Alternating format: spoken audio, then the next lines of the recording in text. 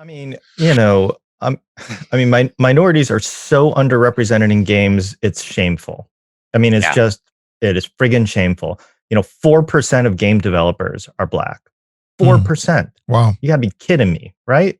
So, I think it is incumbent upon higher education, not just an opportunity. I think there's a moral responsibility to fix this. And when I say minority, they're underrepresented, like women Yeah. in professional esports. Women are basically not there, right? Like it's an insane problem. And collegiate is where this gets fixed, because at collegiate, the excuse you hear at the pro level is, oh well, we don't have any high quality Black applicants for our team or trying out. Like that's bullshit, right? Mm-hmm. Like what our job at collegiate is to help build this stuff intentionally, right? To intentionally fix this. And that means not just in esports, but in video games in general, building game developers, people that work at game companies, people who are marketers in games. Everything in the game ecosystem needs to get fixed this way. And HBCUs are perfectly positioned for this because it's virgin territory. Like this is just brand new.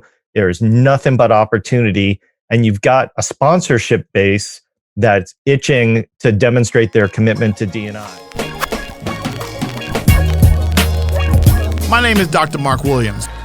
Welcome to my masterclass.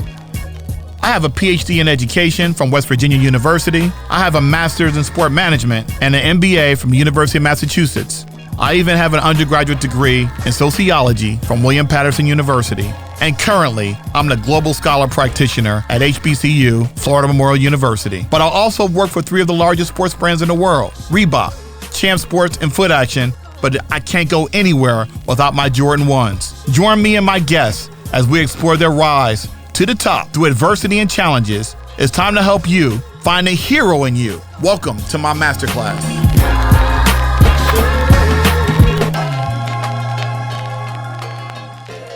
Good day, everyone. Welcome back to Dr. Marc's Masterclass podcast. I am here in Innovation Media Enterprise with my girl, Erin and Sia, always holding it down for me. 2 amazing women who produce 2 of the best podcasts. They produce podcasts, and they are, yes, they're women. Yes, I said it, but they're dope. And I don't know any woman in the country that do what they do. But they're always like, Marc, don't say that, because there are other women, but they're not dope like them. So I'm going to say it. And I'm also going to give props to my man, AJ on the Wheels of Steel. Those that are listening to me for the first time, no, he's not a DJ, okay? He is AJ, like a DJ, but he makes me sound good. He's a sound engineer. Peace to that brother. He's always doing well for me. And Jacob Miles, the RZA, the head of all of this, the man that made it happen. Thank you so much for everything. As you see today, I'm wearing my West Virginia gear. I got to represent Bob Huggins and the Mountaineers. Why? I don't just wear college material just to be wearing paraphernalia. I wear because that's where I got my Ph.D. from. So I got to represent the Mountaineers and Bob Huggins, the 5th all-time winningest coach in college basketball history. That's right. I said it. That's what I'm rocking. And on top of it, I got on my WVU pants, but you can't see it right now. But I got to cheer my Mountaineers. Also, I know that when I talk to these other 2 guests, they're going to have something to say about their schools too. But that's all. It's all good. Especially my friend that's that University of Florida right over left joint. See, I know about that too, my man. So he's like, Marc, what do you know about right over left? I used to work at University of Florida, so I know a little something. And anyway. We're going to have some fun here today because we had a while ago, we talked about education, higher ed, and esports and higher education. And that's something that a lot of people, we shy away from. We talk about esports in terms of the enormity of it and just the buzzword, esports, ooh. But people don't realize it's only a sliver of the video game industry. The video game industry is $200 billion industry. And esports represents, 6%? Not to say that that's a small thing, but listen, there's so many things, there's so many different levels to it. And I have 2 of the brightest people in the country, or outside the country too, in the world, around education around this space. And we had Joey Gariziak on from Shenandoah that talks about the ecosystem and what Shenandoah is doing. There's a lot of great schools. UCI is doing amazing things there. Miami University, obviously. You have UCI. You have a number of other schools doing some amazing things. But I want to talk to these gentlemen today because they represent something totally different. and they have two diverse backgrounds. One's in economics and got another brother in rhetoric writing. I mean, this is going to be an interesting conversation because I didn't know that about them prior to this. But first and foremost, I have, I call him Dr. Phil now, even though it's Dr. Phil Alexander, but it's Phil. I'm going to let him tell you how you spell his name, but it's pretty dope. Dr. Phil Alexander, assistant professor of games and co-director of Miami Esports. And now here's the funny part. His door says on his door, when you come by his office, it says, does game stuff. So people that walk by his door like, oh, that cat does game stuff. I think I want to go hang out with that guy. Okay.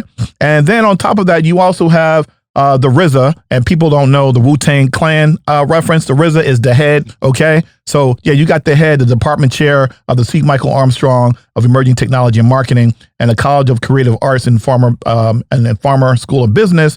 This brother graduated from Carnegie Mellon twice, a master's and a doctorate in economics. And he said, you know what? When he was at University of Florida, majored in economics as well. So we got an economist here, and we got a brother by the name of Dr. Phil here, who has a degree in rhetoric writing.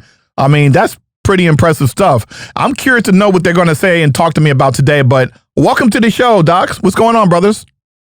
Hey, good to be here. Thanks for having us. Of course, we've been talking for months, man, and I just want to say it's a blessing and an honor to know both of you. And one of the things I like about both of you is that you have a wicked sense of humor. You're not like the traditional educators that are out there, and I love that about you. And what do you think? What do you think in terms of, especially you, Glenn, in terms of your longevity? You've been at the university over 27 years. What keeps you fresh and relevant to these young students as we evolve in 2021? What keeps you fresh and energetic and just dope to the students? How do you keep that going after all these years? Yeah, I think there's two things that I do. You know, the first is just naturally with what we teach, you have to do this, right? You have to keep up. I feel really lucky. I've got colleagues who teach in history, and I think, you know, oh my God, like the War of 1812 was the War of 1812. It never changes. You learn it once, like, and you're good to go, you know, and I never have that sort of stagnation. I'm like constantly having to hear about, you know, what is the next game? What's the up and coming piece of it? What do we need to be thinking about? So part of it is the preparing to teach and just engaging with my students. I think the other part of it, though, is a personal interest that, you know, the evolution for me from economics to what I'm doing now is because I'm super curious about this stuff. Like I think of myself as an education futurist. Like I'm thinking right now about whether or not we should be doing augmented reality and extended reality curriculum. And do we need to be thinking about cloud gaming? I mean, the answer to all these is yes, right? And so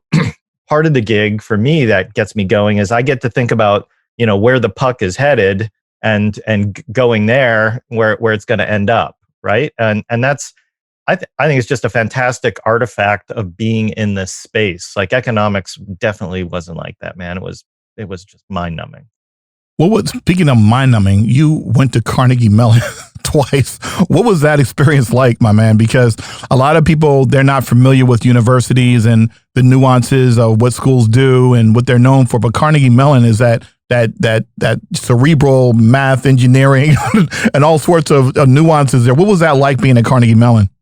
I mean, Pittsburgh's an awesome town. Yes. I love Pittsburgh so much. It's like a great hidden gem. Everyone thinks it's, you know, a steel town or whatever. Man, you have no idea. It's an incredible city. But well, you know, I had to go to Pittsburgh all the time to get my flights when I was in Morgantown because we had this little tiny airport. So yeah, the airport's right there. Yeah. So I loved Pittsburgh. I loved Carnegie Mellon. But I have to tell you, like when you say what was it like, you know, there's the old joke about the two fish, the young fish that swim by the old fish, and the old fish looks to the young fish and says, "Hey boys, how's the water?" And the young fish says, "What's water?" Like, you know, you don't, if you're in it, you don't know what it is, right? Like, so I was at Carnegie Mellon. I had no idea. I really didn't. I had no idea that it was a unique experience. And it turned out, not to date myself here, but, you know, I was doing things on the internet there when Carnegie was like an early node on the internet. And so when I came to Miami, people were like, you know what the internet is? Tell me about this internet thing. What should we do with it? Right? We just got it. And so my career kind of turned towards all this digital stuff because I was lucky enough to get into Carnegie Mellon, not because of any great intentionality on my part, to be perfectly honest. Like, I thought I was going to be an economist, and then suddenly all this stuff happened, and the internet pulled me in that direction. So that's in many ways the best thing that came out of that experience. You see everybody how he just downplayed Carnegie Mellon. Yeah, I'm like, come on, dog.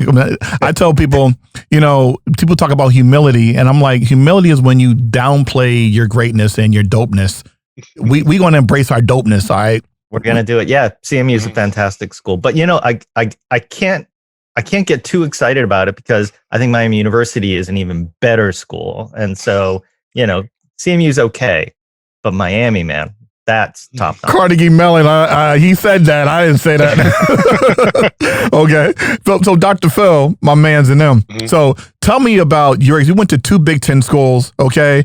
Michigan State, IU. I love IU. One of the top, in my opinion, one of the top 10 most beautiful campuses. And I will put Miami up there as well because you got an amazing campus up there. What was that experience like? IU, Michigan State, and obviously Miami University.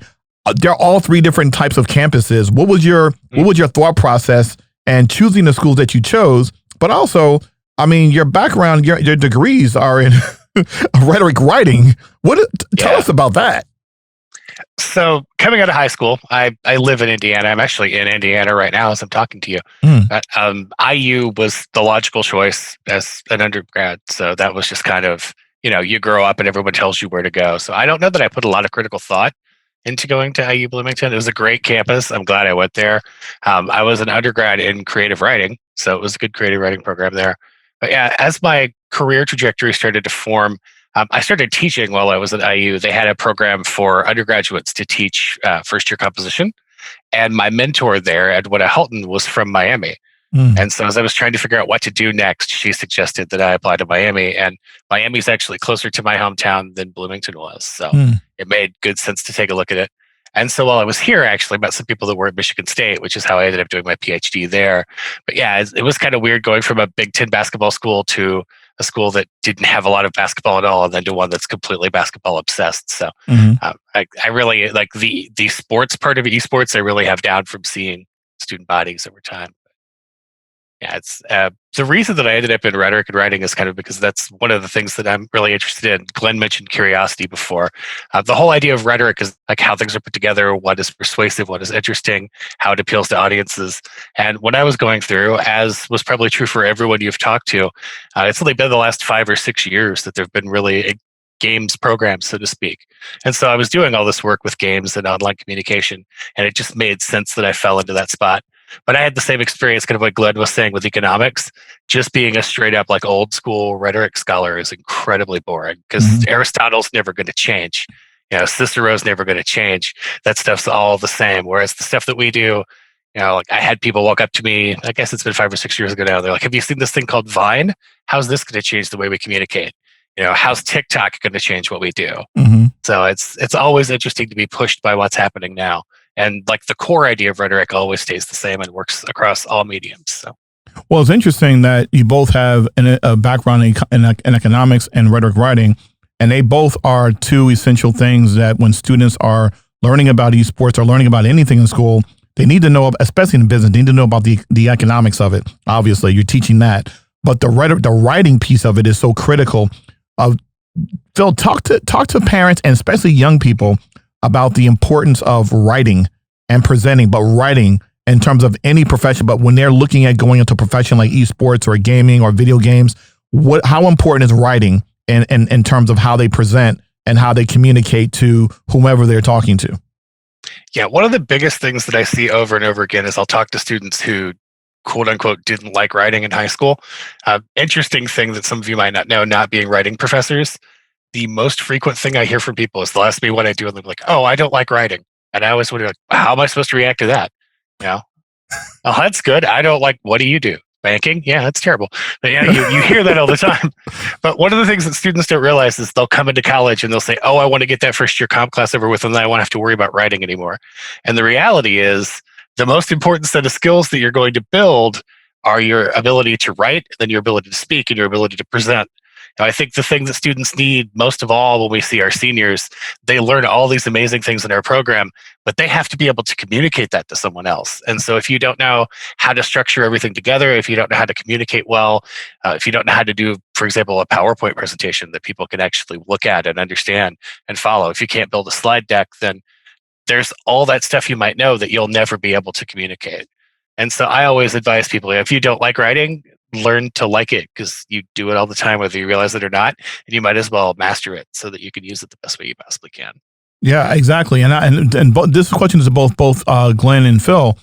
Okay, so when you decided that you were going to build a program around esports, talk to us a little bit about what went into that and how much of your own personal backgrounds went into how you developed it. Because I know I haven't seen your students, but I'm assuming that they're outstanding writers, or they're going to become outstanding writers, and they're really going to understand the business of video games because of your two unique backgrounds. What went into play in creating this, and why did you create this program? So, I'm going to answer that from the perspective of a game program as opposed to esports. Okay. Because I think those words get used interchangeably, sometimes appropriately, sometimes not. But the cool thing about games, as I don't even want to even call it a discipline, like as a thing to look at a university, is that to make a great game, if you reflect on what makes a game great, right? If you're an Assassin's Creed fan, like what makes Assassin's Creed a great series? The things you're going to start listing turn out to be almost everything other than game development, right? It's incredible artwork. It's an amazing story. It's rooted in history, right? The narrative is so good they made movies out of it, right? It's the business models with the DLCs and the expansion packs and free to play models.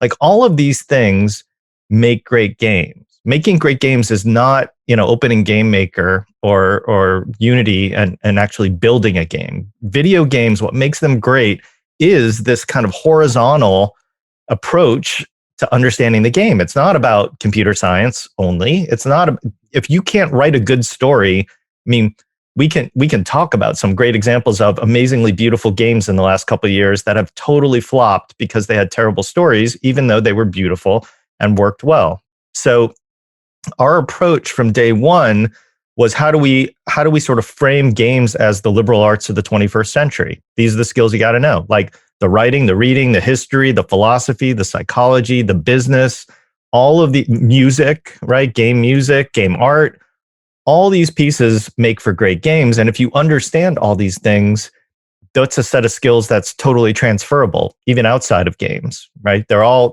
really about, how do you think critically and build things that are meaningful? And so we set about approaching the creation of our game program by integrating the entire university in that conversation and entire courses. And, I hired someone like Phil because if we're not talking about rhetoric and writing, we're not making great games. And, he's perfect because he not only knows about that, the rhetoric piece, but he's been gaming his whole life and he's super, super smart with this stuff. So that's been Miami's approach to this is think interdisciplinary, think broad, and then develop this kind of liberal arts for the 21st century.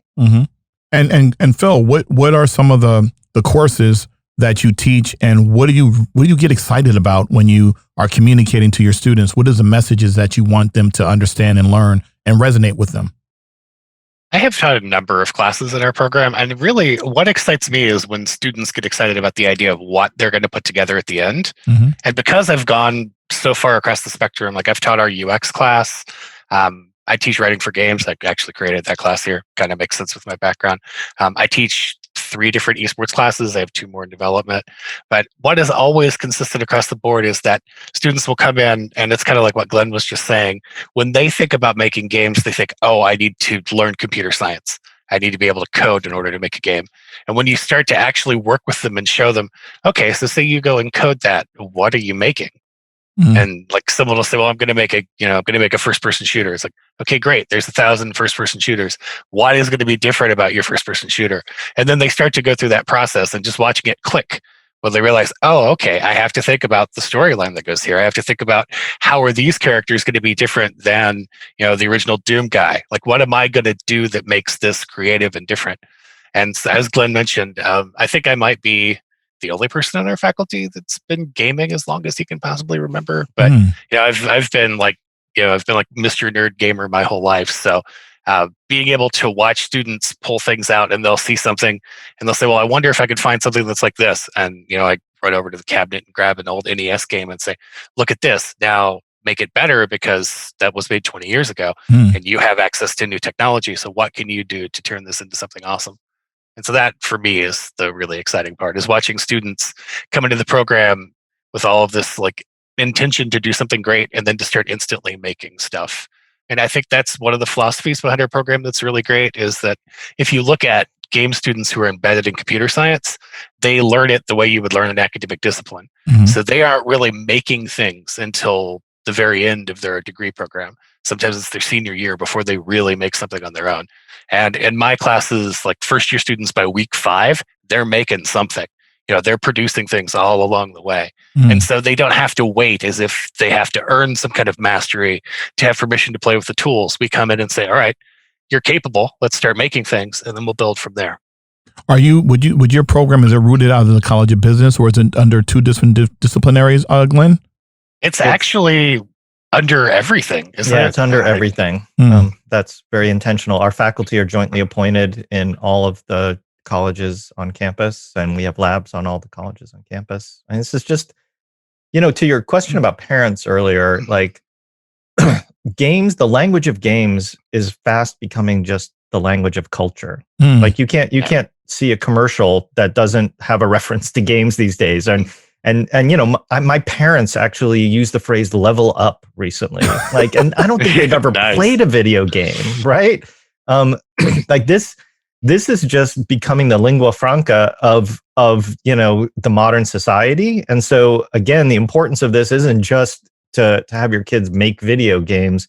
It's really to be conversant. I teach gamification. That's one of my sort of areas of specialty. And we're seeing game mechanics playing out all over the place, right? Then outside of games, everything, all these things that we get trained to use playing games as kids are now being used as part of the day-to-day life of our world. Now, you and I, and Rod Chappelle, who's the associate commissioner of the Alliance, Esports Alliance for HBCUs, and we talked about this, about the way academia is set up now. Is about 80 schools right now, 81 schools to record, that actually has an academic curriculum or has some level of courses that are being taught at the university, versus close to 3,000 schools that have actually video game clubs or varsity teams. I think there's 500 schools that have varsity teams where you're getting scholarships. But why do you think academia is so slow to embrace the culture of video games?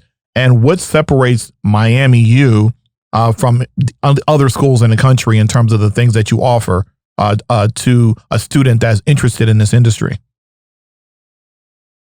You want to hit that, Phil? I'll follow sure. up. But, I was over here thinking, like, do I come out hard on it? Come hard, dog. Let's go. I guess I'll just say the harsh truth of it. People who don't spend a lot of time in the academic space, moving the university is like trying to put the Titanic on the highway and switch lanes. It is very, very slow to get academia to go places. And particularly traditional universities, like the Big Ten schools that I went to, there are things that are like information silos. So, for example, if you're training in English, which is what I was doing when I was doing my rhetoric and writing degree, I was the first person from our department to ever set foot in the communications building as a grad student, because that's where the games people were at Michigan State, and I needed to collaborate with them.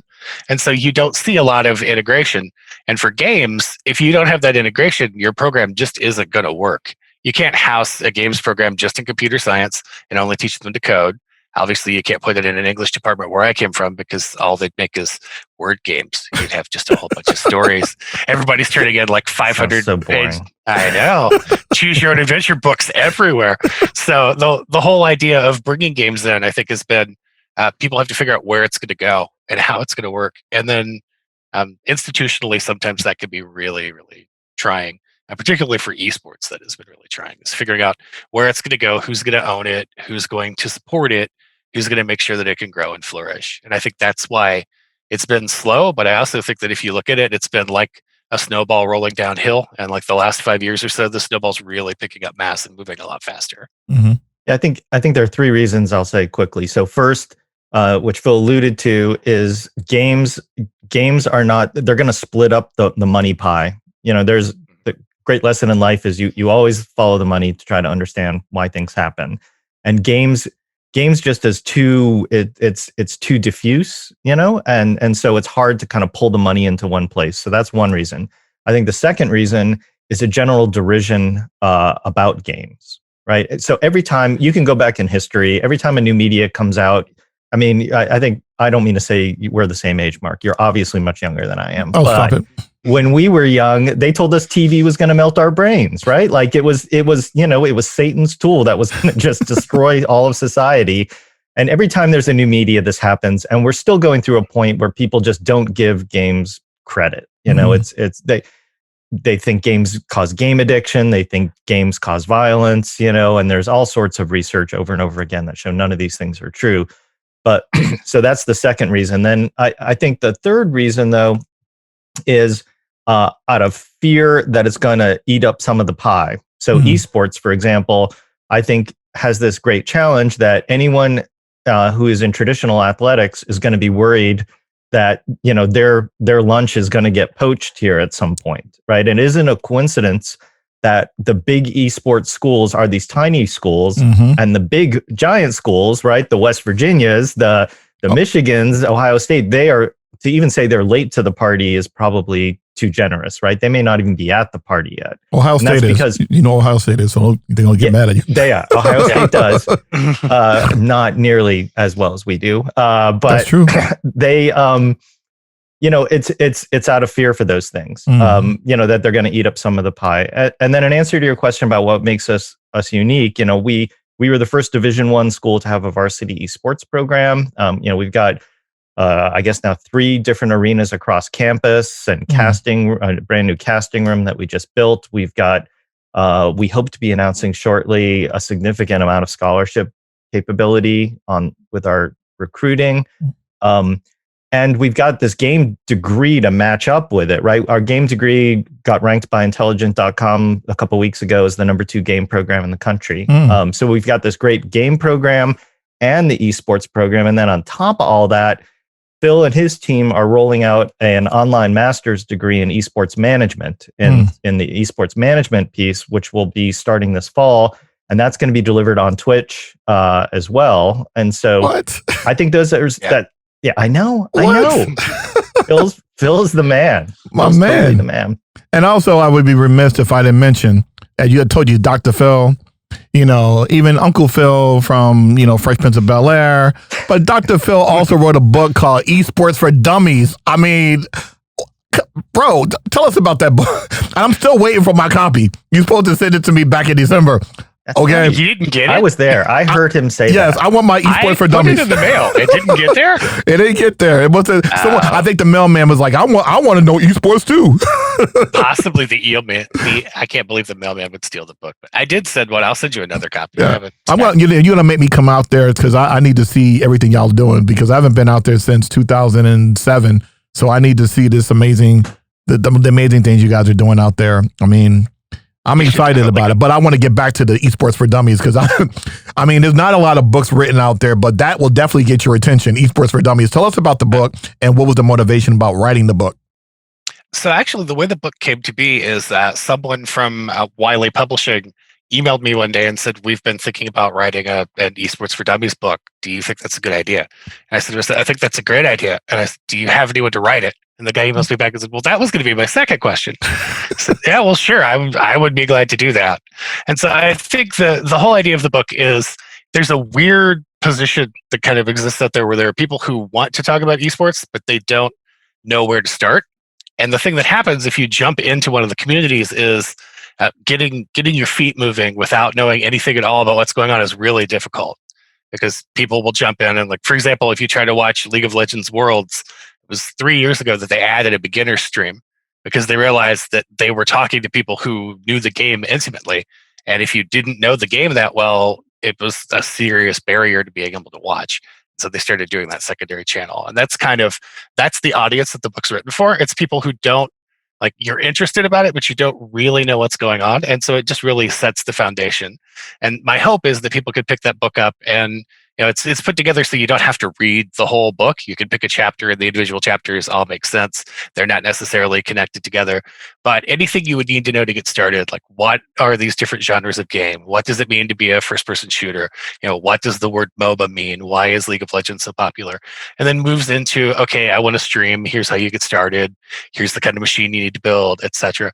And so the whole idea is, if you grab it, it's kind of a version of the introduction to esports class that I do with our students, just kind of lowered down even a notch further, because most of them have already played games. But it's just to give people a sense of how things work. And I think it's been pretty successful. A few people have told me they're using it in classes, which is really exciting. But it's interesting for me as an academic to write a book like that, because it's kind of speaking a different language than what they expect us to speak. And it was really enjoyable to do. You see, I got to throw a jab at it. You said a lot of people are using the book. I'm not using it because I don't have a copy of it. No, anyway, I'm kidding. But no, I know you. I feel you, Phil. I'm very grateful and privileged to know both of you. But before we go further, let me kind of pause and let everybody know you're watching, listening to Dr. Marc's Masterclass podcast, powered by Innovation Media Enterprises. Aaron and Sia do an amazing job here. And also got to shout out my man AJ on the Wheels of Steel for doing the amazing job of really making sure that we sound great. And we hope that you're listening to us and watching us, and that we're sounding great to you. So thank you, AJ.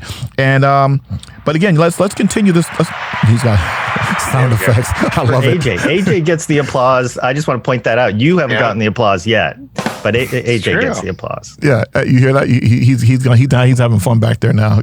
So you give some props. He loses his mind back there. But I love it because he has this amazing background and infectious smile, and always wants to do the right thing for us, and always makes us look good and sound good.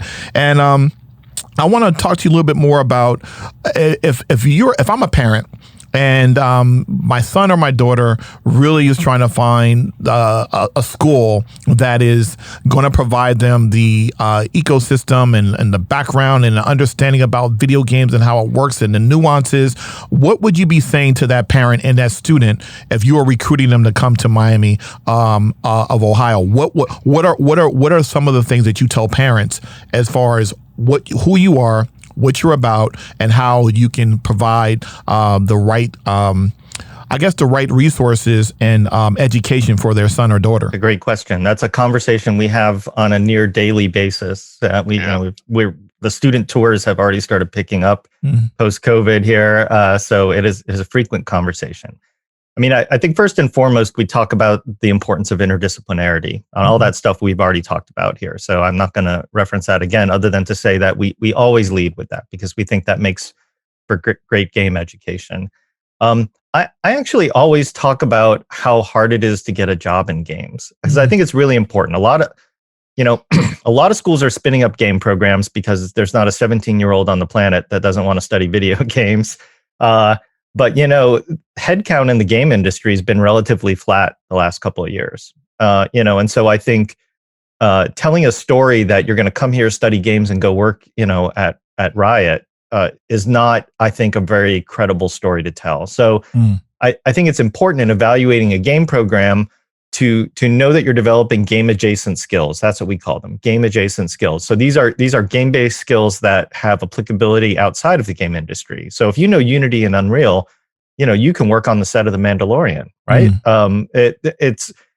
You've got to just be able to think broader about what these skills are, and the story to parents is like, help your kid. We're certainly going to help your kid, and I think other game programs do this too. But help your kid develop this game adjacent skills, have them get internships in these game adjacent industries, and then at some point they may be able to laterally move in. And certainly we've graduated students that have gone straight from here into publishers, but it's much more likely they're going to go in this game adjacent world. And I think that's a pretty consistent story we tell. Phil, is there anything I'm missing in our conversation? No, I was actually just thinking, I had a conversation with a student yesterday, and one of the things that we were talking to the his mom and dad about. We have a relationship with Procter and Gamble, and the mother said, "Oh, Procter and Gamble and gaming."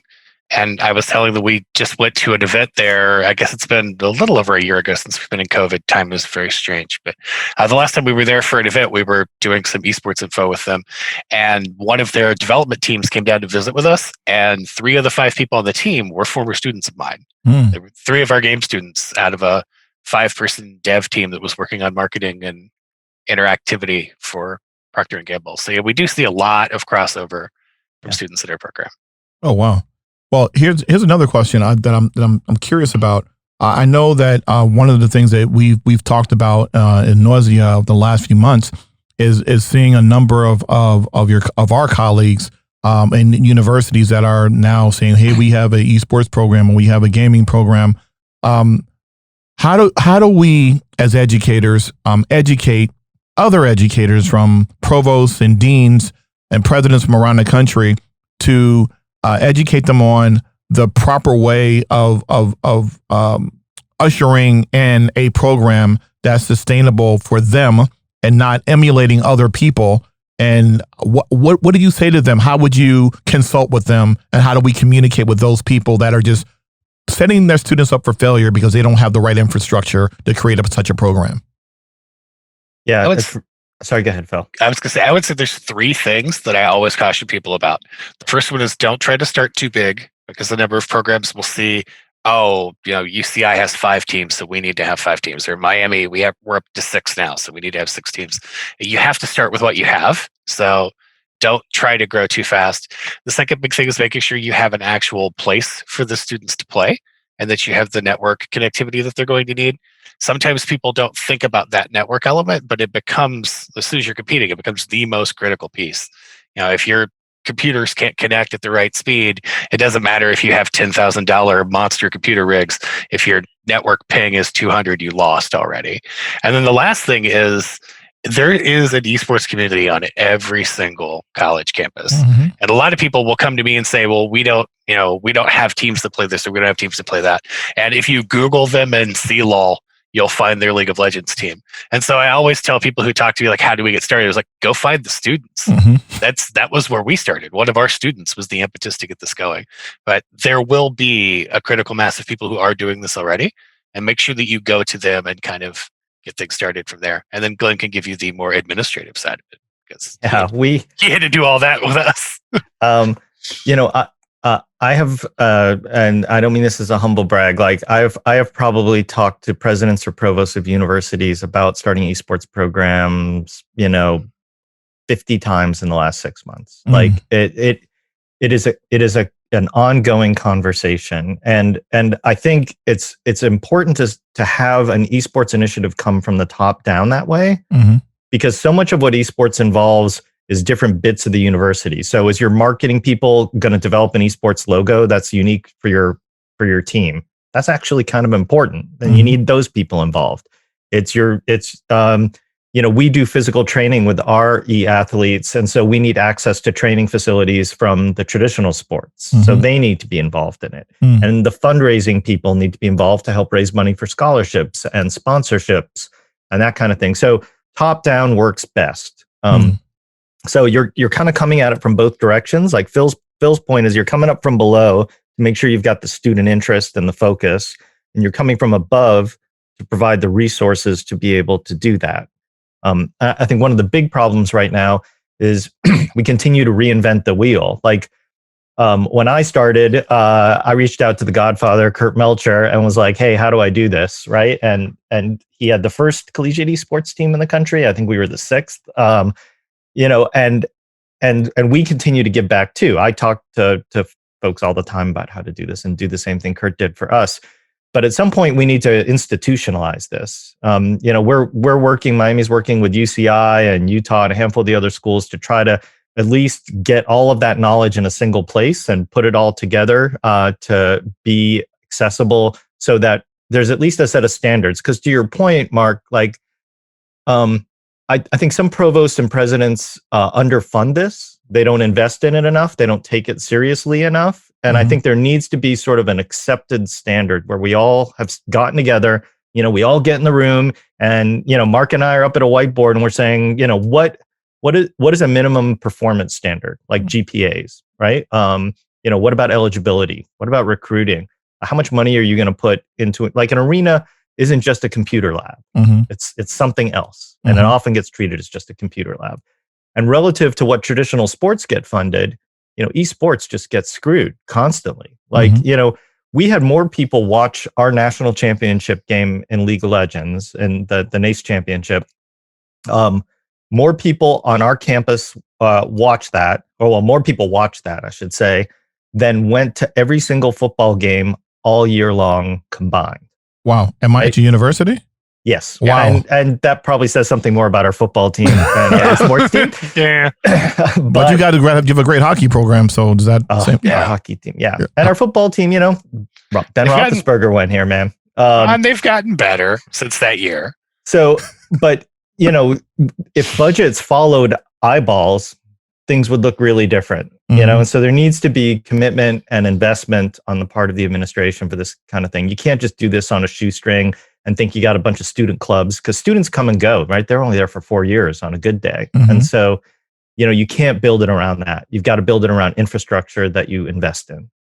Well, here's the other thing is I'm curious about is you talked about, having a standard. And obviously, me being at a predominantly an HBCU, predominantly Black college, there's always this conversation that at HBCUs they're underfunded, they don't have the infrastructure. And that's not the case all the time. I came to Florida Memorial University on purpose. Most people said, with your background in esports and video games and entertainment and marketing, why would you go to an HBCU? I said, why not? Why not? Because there aren't people there that are dedicated to this area. And so I need to do that. And you don't have to be Black to do that. Anyone could come to an HBCU to do it. And it's not even about being at an HBCU, even underserved schools, period, whether they're community colleges, whether they are predominantly small white colleges or whatever schools they are.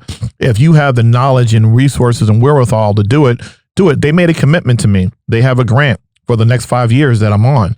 And so when I saw that, I had 9 offers from 9 different schools, from Clemson, from Dartmouth, from Harvard. I was at LSU, St. Thomas University, which is down the street. And I didn't blink. I said, okay, I'm coming to an HBCU, because I looked at just the optics during the time of the pandemic, when George Floyd was murdered, when Breonna Taylor was murdered. I said, young Black kids need to see somebody that looks like them that can actually help them get to this point. And there was only 20% Black men at that campus. And I said, where are the Black men at?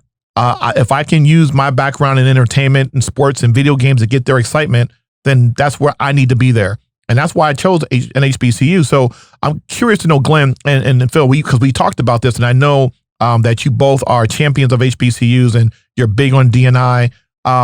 What message would you give to HBCU leadership and presidents and provosts in terms of, the standard, even though the standard at your school might be different, would it be the same standard? And what real kind of resources do you think that HBCUs need to have that maybe some of the other schools like your school that may have more resources have? What message would you give to those administrators that are slow to the game as well, like many of our white counterparts at other schools? What advice would you give them in terms of what best practices could be? Yeah, minorities are so underrepresented in games, it's shameful. It is friggin' shameful. 4% of game developers are Black.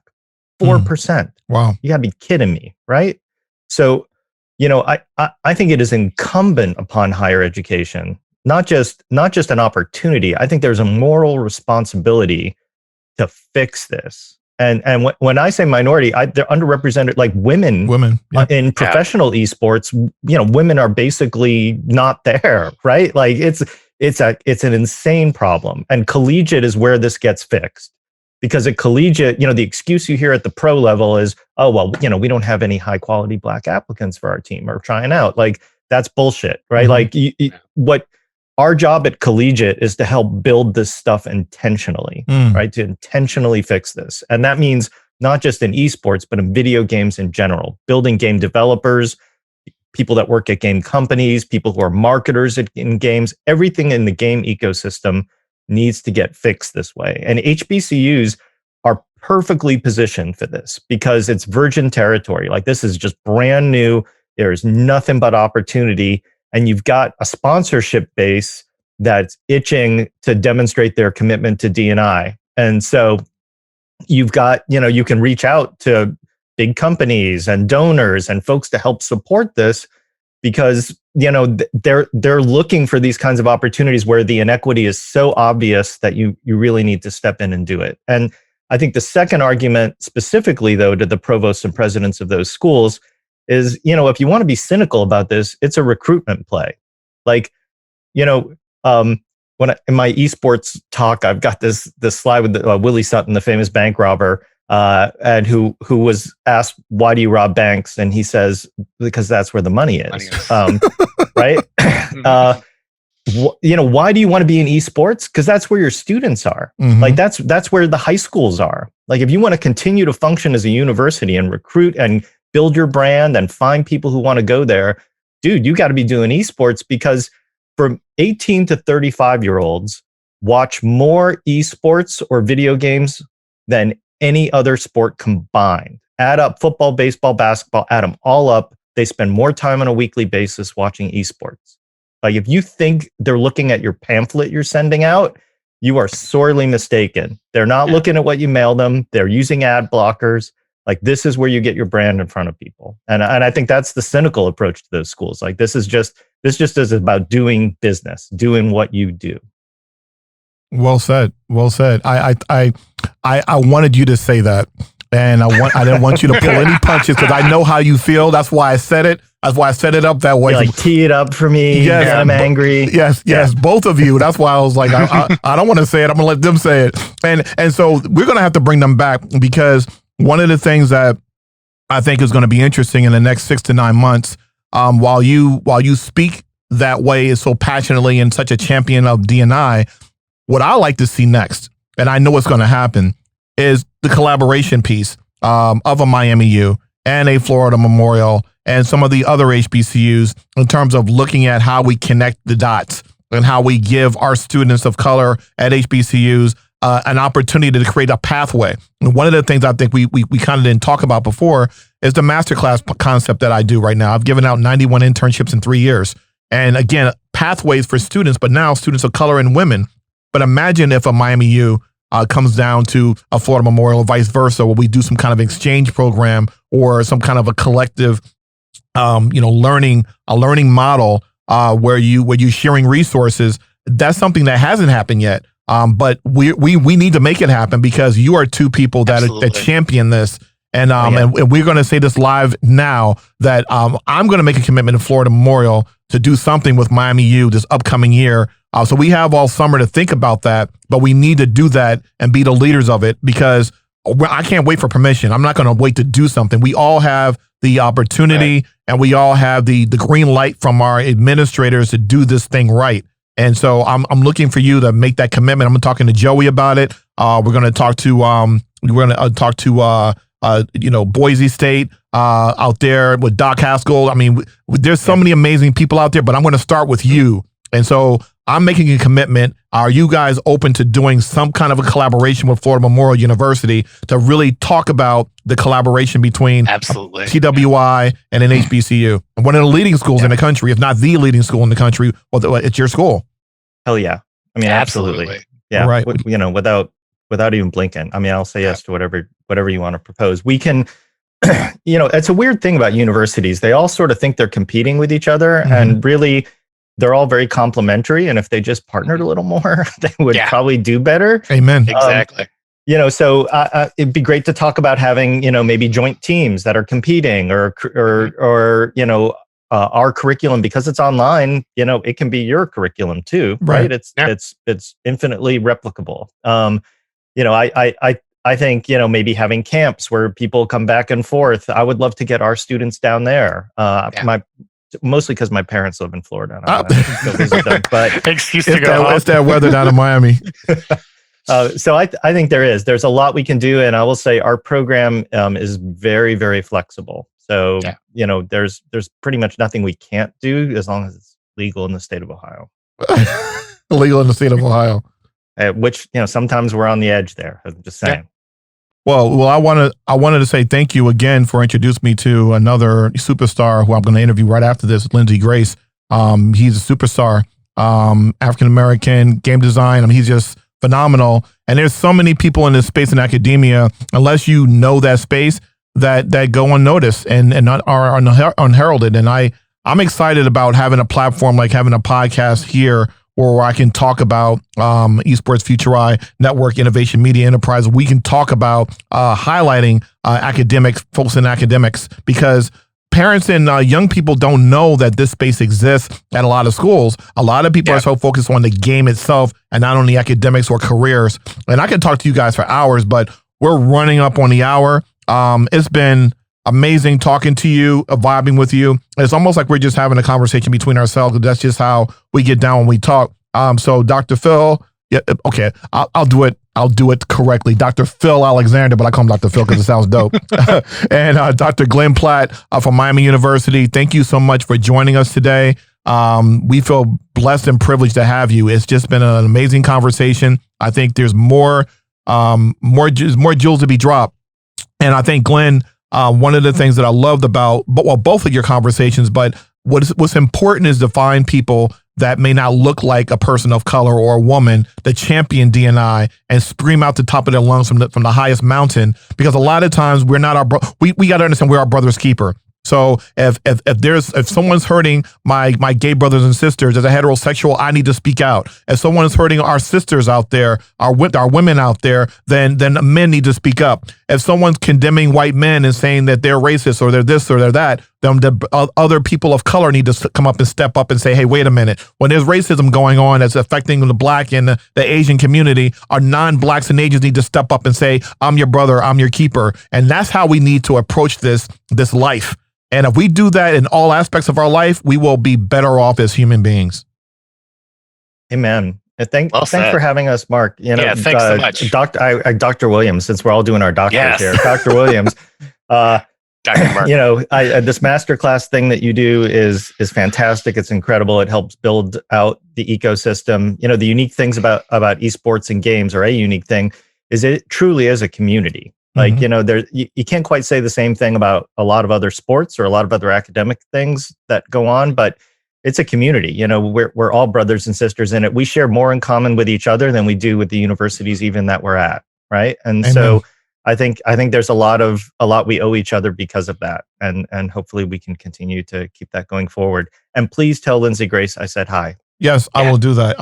And they're doing that down in Miami, the other University of Miami. The other Miami. In Miami. We have T-shirts that say Miami was a university before Florida was a state. So just keep that in mind, that they came to it way later than we did. Wow.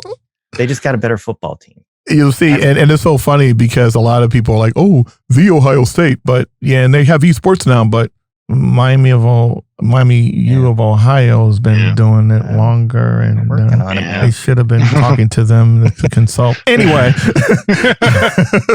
I'm not throwing shade. My friends at Ohio State. Anyway, thanks again to Innovation Media Enterprises, Aaron and Sia. Thank you so much for everything that you've done and you do for me. AJ, brother, thank you so much. And again, I want to remind everyone we have another amazing episode of Dr. Marc's Masterclass coming up. But remember, as I always say before we leave every time, you can control three things: what you think, what you do, and what you say. That's it. You can't control anybody else but yourself. What you think, what you do, what you say. Thank you so much for my special guest. It is amazing to talk to educators that think like you, that have the same energy and same spirit, and they're not corny. They're not fuddy-dudds. They're not whack. You know what I'm saying? And so I'm excited to partner and engage with people that think that way. Again, remind yourself again, what you think, what you do, what you say. We're out of here. We had a great time. See you soon on another episode of Dr. Marc's Masterclass Podcast. Peace.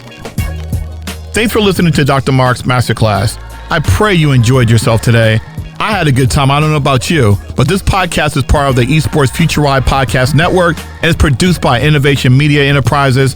Please be sure to subscribe on your favorite podcast channel and let us know how we're doing by leaving a comment or a review. Class dismissed.